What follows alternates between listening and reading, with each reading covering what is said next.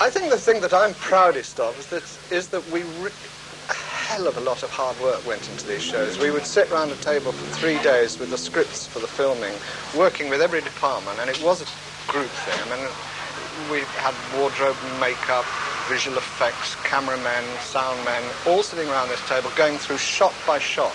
So although it looked quite expensive at the time, it was relatively cheap because we didn't wait. We used the money very carefully. I'm not sure that happens much either these days. Having talked to other people who are fortunate enough still to be working, most television is time filling as cheap as you can get. And there's only one person doing this. We've got sound, cameraman and everything. In fact, there's nobody there. It's remote control. We're working. That's the way it's going. But in those days, you did have a much bigger team. And I think it was fairly unique, actually, that we had a meeting with absolutely everybody there like that. I don't think it happens anymore. What was your favourite episode? I've got two, really.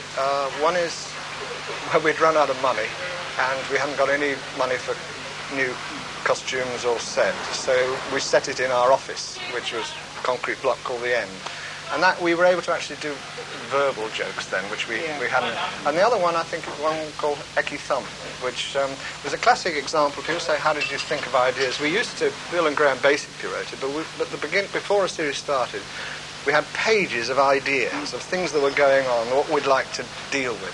And this particular one, we all come from the north of England, and we're going to send up the north of England. Brooke-taylor, Lancashire. No, Derbyshire. And we'd got one place north of England, and then we'd got Kung Fu on page 3, and we got Eisenstein's film on page 19.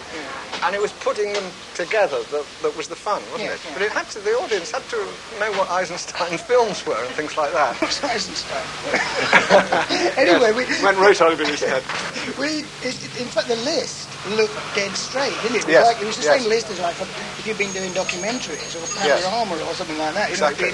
Absolutely straight, serious list, and essentially it's putting the two unusual things together.